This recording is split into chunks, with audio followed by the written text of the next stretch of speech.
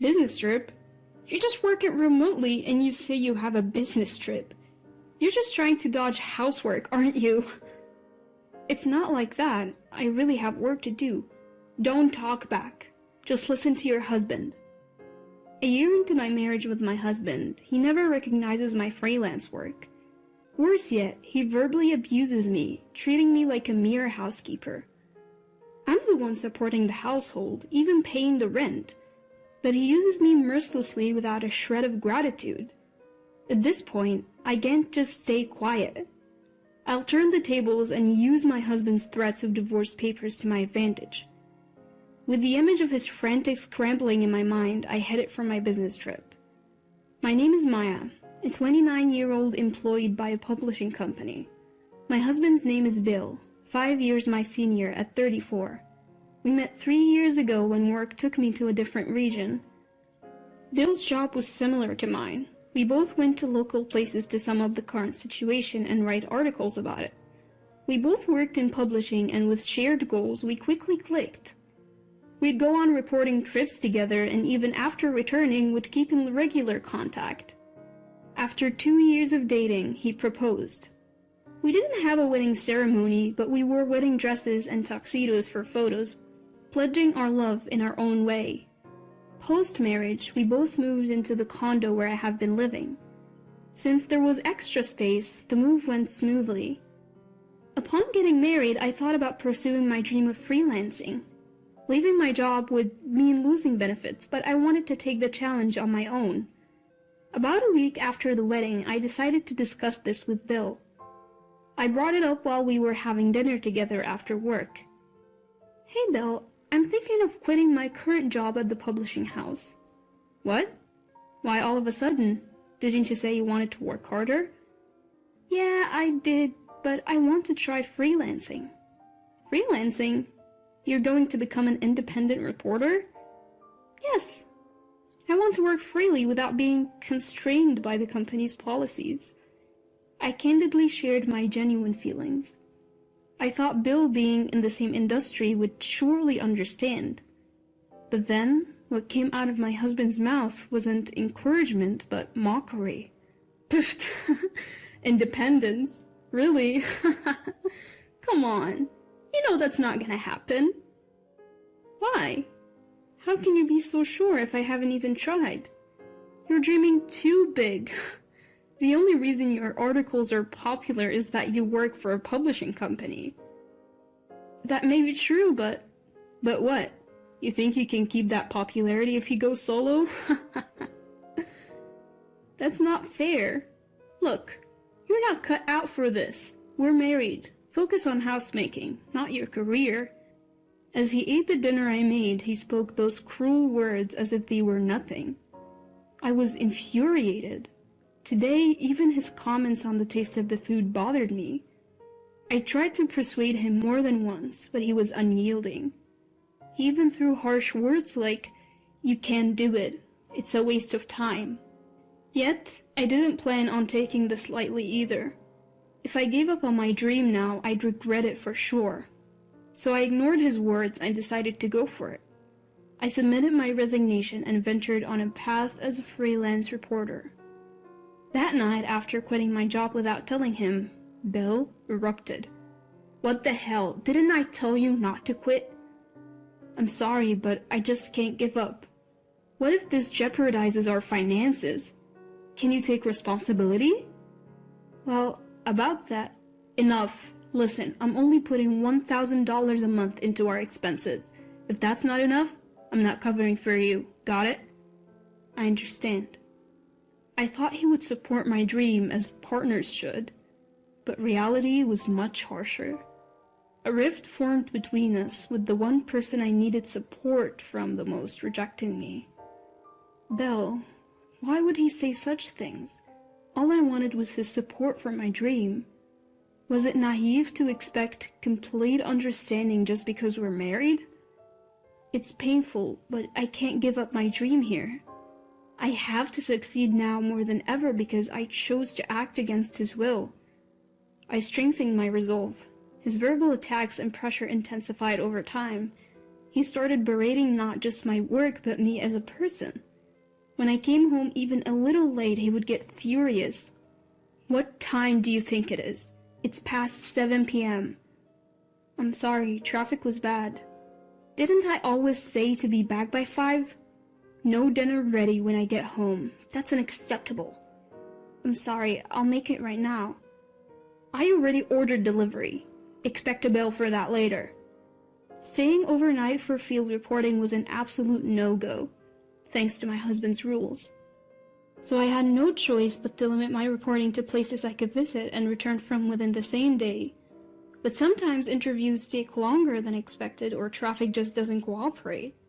You can't predict what will happen until you're actually on the scene. My husband insisted that I be home by 5 p.m., but that's not always doable, given how weather or unforeseen circumstances could throw a wrench in the works. That being said, confronting my husband head-on was not an option. He goes to a physical office every day and works his tail off while I have the freedom to work remotely unbound by organizational rules. I guess he couldn't stand that our working environments were so different. Understanding his feelings, I always tried not to provoke him, but I kept striving in my career as a feature writer. Initially, I submitted articles to various platforms on a freelance basis and got paid per assignment, but eventually I started getting direct commissions. I even got requests to start a blog, so in addition to feature writing, I began blogging too. My income skyrocketed as a result. Before I knew it, I was earning roughly 3 times what I made as a salaried employee. Some months, I even pulled in more than $10,000, providing more than enough for our savings. Even after achieving a stable monthly income of $10,000, I kept it a secret from my husband. I knew he'd flip if he found out I was freelancing and making more money than him. A year into our marriage, his attitude hasn't changed. If anything, it's gotten worse, and our conversations are practically non-existent. Instead, he increasingly berates me. Then, one fateful day. On a rare day off, I bought some clothes from a luxury store. When I got home, my husband glared at the shopping bags and sneered. You can barely bring in any money and you're out shopping like it's nothing. Do you even know your place? I earned the money myself, so why can't I spend it? Huh, really? Aren't you using the $1,000 I give you every month? That's not it. That $1,000 can even cover rent. Why would I touch that? Did you just call me low income? No, nobody's saying that. Suddenly, he hurled his beer can at me. It narrowly missed me but spilled all over my new clothes. What are you doing? Fuming, he shouted back.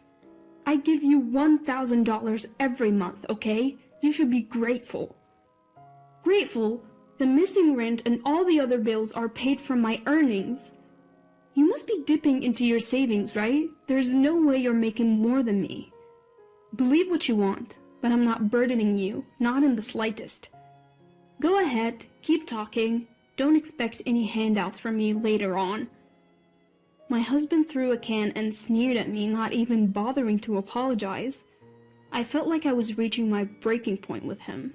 Several months later, I received a direct request from the publishing company I regularly contribute to, asking me to cover natural disasters overseas.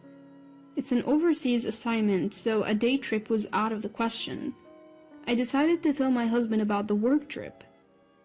Bill, I know it's short notice, but I'll be traveling overseas for work this weekend. Work trip? You're just a freelancer. What are you talking about? You just want to slack off on housework, don't you? That's not it. I really have to go. There's no way a freelancer like you has to go on an overseas work trip. How could you lie like that? It's not a lie. I was directly asked by the publisher. Don't talk back. Just listen to your husband. As if I were the one being unreasonable, my husband continued to berate me. Fed up with his irrational behavior, I glared at him. Finally, he spoke, clearly irritated. Do you even know your place? You're just a reporter in name only, practically unemployed, and yet I still stay married to you. Stay married to me? Yeah, you wouldn't survive without me. If you have a problem with that, Let's divorce." My husband pulled out divorce papers from his suit pocket and tossed them in front of me. That was the moment. A vein in my temple throbbed, and a rage I've never felt before consumed me. I can't take it anymore. I absolutely refuse to stay married under these conditions. From now on, I'll use him to my advantage. My husband always threatened me with divorce papers whenever he was displeased. Until now, I'd always apologized because I didn't want a divorce, but I realized that wasn't necessary anymore. I filled out the divorce papers and submitted them while he was out. I also arranged to terminate our condominium lease at the end of the month. Furthermore, I moved up my overseas work trip and headed to my destination that day. I didn't tell my husband anything and kept my messages and call notifications off. Having finished all my work, I returned home after 2 weeks abroad. The time was already past 8 p.m. and the lights were on in the house. I didn't want to see him, but I had no choice but to go home. Taking a deep breath, I opened the front door. Hearing that, a series of loud footsteps erupted from the living room. I looked up and saw Bill standing tall with his arms crossed. Just as I was about to speak, he started yelling at me. You have the nerve to come home like nothing happened. Where have you been without even replying to my messages?" "I told you, remember? I was on a business trip abroad." "Business trip? Business trip? Seriously? As if someone like you, who occasionally works remotely to write boring articles, could ever go on a business trip.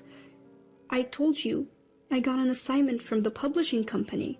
I even got paid for it this time." "Paid? What did you get, like $10? What a fool, spending money on transportation to go abroad just to make $10. Bill kept on belittling me with his crude laughter. But what he didn't realize is that we're no longer husband and wife. He's only able to act so high and mighty because he doesn't know, and his words no longer have any effect on me. Finally, I calmly said, "Do you enjoy putting people down like that?" "What? What are you talking about? If you feel belittled, it's your fault, isn't it?" "I haven't done anything to be looked down upon by you. In fact, I make about 5 times more than you do." "5 times? As if. That would mean you're making close to $10,000 a month." "Yes, that's correct." "What?" Faced with this unexpected truth, Bill's face twitched. He clearly couldn't stand the fact that I made more than he did. Fuming, he blurted out, "You've got to be kidding me, you're such a liar. I'm divorcing a wife who won't even do the housework." Panting heavily, Bill shoved new divorce papers in my direction. With a smile, I revealed the truth to him. Another new form for me to sign. "Yes, sign this quickly." "Don't worry. I already submitted the divorce papers 2 weeks ago." What are you talking about?" "We're not married anymore. Why are you still in this house?" Bill stammered, barely able to get words out. Finally he spoke. "What do you mean you filed for divorce? Why would you do that?" "Why? Because you handed me the papers." "But I didn't really want a divorce." "Well, too bad. I thought it was okay to part ways, so I filed." "You've got to be kidding me. I just gave you those papers to scare you into understanding your role as my wife." Bill grabbed my shoulders, his eyes filled with anger. As I suspected, he never intended to divorce me. He just wanted to intimidate me into obeying him. Knowing this, I chose to divorce him anyway. I realized I could never be happy with him. Finally understanding this, I unleashed all my pent-up feelings. "You think you can lecture me? Do you know how it feels to have your dreams mocked by the one person who should support you? Hold on, Maya, don't call me like we're friends. We're divorced, we're strangers now." "What am I supposed to do now?